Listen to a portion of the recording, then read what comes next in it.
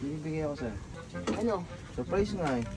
Hindi ko na ibigay, may ginagawa ako. Oh. Ito nga pala yan, 13-month pay mo.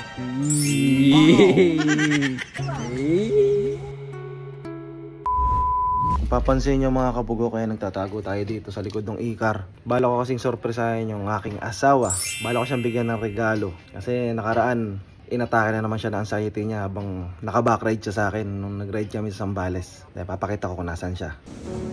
Diyan siya yun. May kong kita dyan. Saan ba? Ayun. Ayun siya guys oh. Nagpa-plancha. So uuwi muna ako ng bahay para igayak ang aking sorpresa. Videoan mo ako saglit.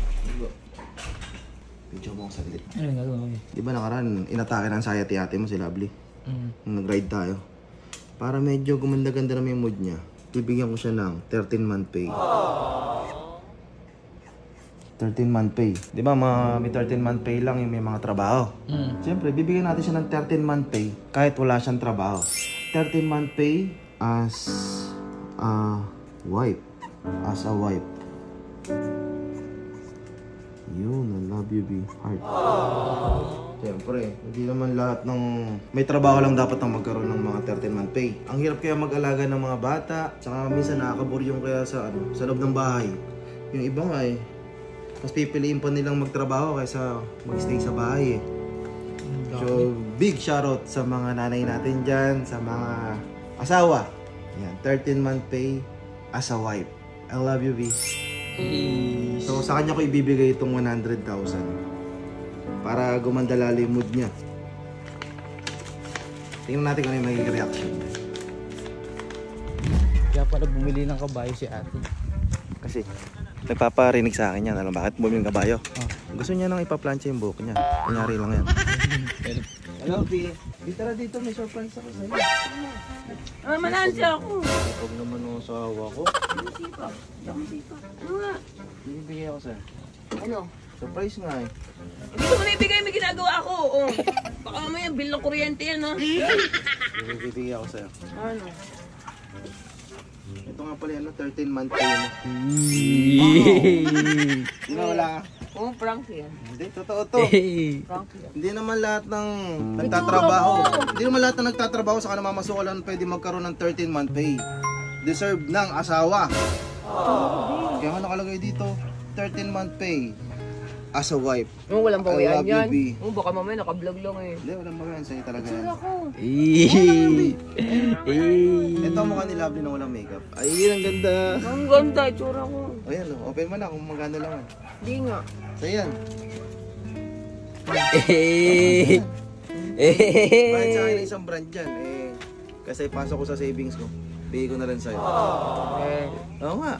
Hindi, nakaraan kasi in-anxiety si Lovely nung nag-ride kami sa Zambales.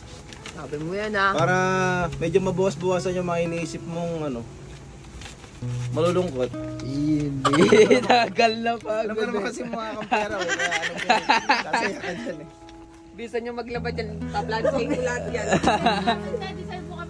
Kampanin pa kita dyan eh. Ayun. Huwag yan ang planchahin mo. Dami mo na yung mga buhok nila, pariband mo na. Ay, papariman tayo eh. Ay, nakariman din sa ating kuya.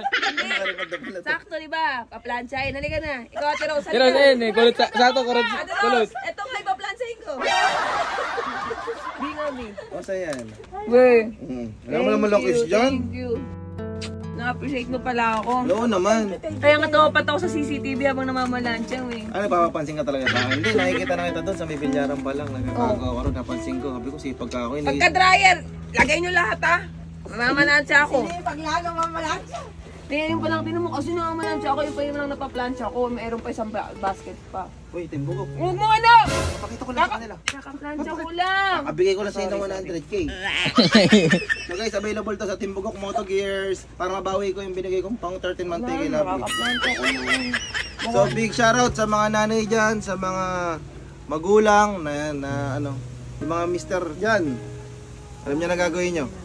Sigurado magsasana ulit mga misis natin sa mga jowa natin. So Eh, narinig na. Narinig na. ay, narinig na talaga yan. Pasayahin nyo, kahit hindi 100k, kahit abutan nyo lang yan ng 500 or 1,000, 5,000. Matutuwa na sila pag nalaman nilang na-appreciate nyo sila sa mga ganun.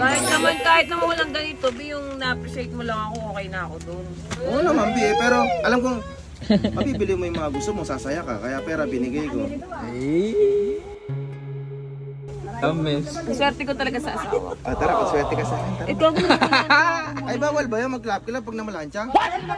mapapasma yung pechay ko. Manginginig. Nanginginig ba yun? Eh, di huwag na lang tayo magbasa. Gago ka ba? Di totoo ba? Tapos sa'yo na yan, Bi. Sakto may babayaran ako. Papakita ko lang sa kanila, oh.